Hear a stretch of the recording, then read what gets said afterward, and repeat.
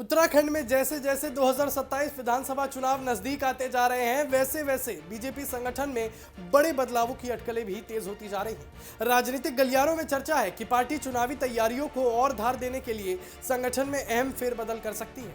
और सबसे ज्यादा चर्चा उत्तराखंड के मौजूदा प्रदेश प्रभारी दुष्यंत गौतम की जगह नए प्रदेश प्रभारी की नियुक्ति को लेकर है। सूत्रों और सियासी चर्चाओं के मुताबिक इस दौड़ में दो नाम सबसे आगे बताए जा रहे हैं। पहला, मौजूदा प्रदेश सह प्रभारी रेखा वर्मा और दूसरा बीजेपी के राष्ट्रीय महामंत्री तरुण चुग। अगर ऐसा होता है तो ये सिर्फ एक संगठन का बदलाव नहीं होगा। आपको बता दें कि 2027 की चुनावी रण की पूरी रणनीति ये फैसला तय कर सकता है।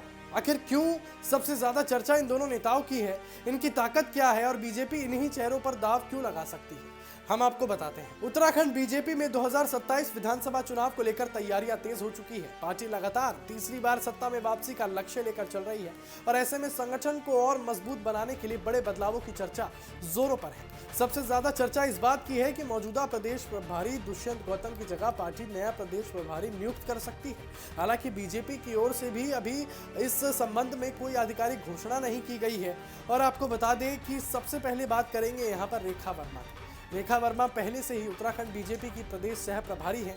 ऐसे में अगर उन्हें प्रदेश प्रभारी की जिम्मेदारी मिलती है तो संगठन के लिए बदलाव अपेक्षाकृत सहज माना जा रहा है, क्योंकि वो पहले से प्रदेश के संगठन, कार्यकर्ताओं और राजनीतिक समीकरणों से अच्छी तरह परिचित है।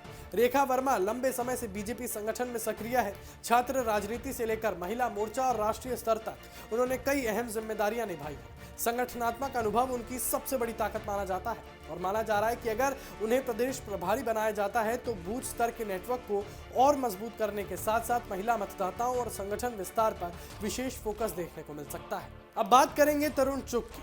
तरुण चुग बीजेपी के राष्ट्रीय महामंत्री है और पार्टी के सबसे भरोसेमंद संगठनात्मक रणनीतिकारों में से उनकी गिनती होती है।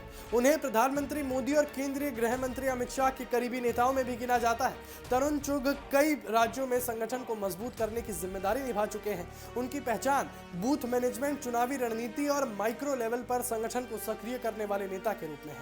उत्तराखंड की राजनीति में भी उनकी सक्रियता लगातार बढ़ी है और यही वजह है कि प्रदेश प्रभारी की दौड़ में उनका नाम सबसे प्रमुख दावेदारों में शामिल बताया जा रहा है। राजनीतिक जानकारों का मानना है कि 2027 का चुनाव बीजेपी के लिए चुनौतीपूर्ण रहने वाला है। सत्ता विरोधी माहौल, स्थानीय मुद्दे और विपक्ष की सक्रियता को देखते हुए पार्टी संगठन को और मजबूत करने की रणनीति पर काम कर रही है। और अगर रेखा वर्मा या तरुण चुग में से किसी एक को उत्तराखंड की जिम्मेदारी मिलती है तो उनकी प्राथमिकता बूथ स्तर तक संगठन को सक्रिय करना, कार्यकर्ताओं में नई ऊर्जा भरना और मुख्यमंत्री पुष्कर सिंह धामी सरकार की योजनाओं को और उपलब्धियों को हर गांव और बूथ स्तर तक पहुंचाना होगा। बीजेपी में प्रदेश प्रभारी का पद केवल औपचारिक नहीं होता। प्रदेश प्रभारी संगठन और केंद्रीय नेतृत्व के बीच सबसे महत्वपूर्ण कड़ी होता है। उम्मीदवार चयन, संगठन विस्तार, गुटबाजी पर नियंत्रण, चुनावी रणनीति, कार्यकर्ताओं से संवाद और केंद्रीय नेतृत्व तक राजनीतिक फीडबैक पहुंचाने जैसी अहम जिम्मेदारियां उसी के कंधों पर होती है। यानी अगर संगठन चुनावी मशीन है तो प्रदेश प्रभारी उसका सबसे अहम संचालक माना जाता है। इसी के साथ फिलहाल बीजेपी की ओर से किसी भी बदलाव की आधिकारिक घोषणा तो नहीं की गई है और प्रदेश प्रभारी को लेकर चल रही सभी चर्चाएं अभी राजनीतिक अटकलों के दायरे में है। लेकिन इतना जरूर है कि 2027 विधानसभा चुनाव से पहले उत्तराखंड बीजेपी संगठन में होने वाला हर बदलाव बेहद अहम माना जाएगा। अब सबकी नजर बीजेपी हाईकमान पर टिकी है कि क्या मौजूदा प्रदेश सह प्रभारी रेखा वर्मा को बड़ी जिम्मेदारी मिलती है या फिर राष्ट्रीय महामंत्री तरुण चुग पर पार्टी भरोसा जताती है या फिर हाईकमान कोई तीसरा चेहरा सामने लाकर राजनीतिक सरप्राइज देता है।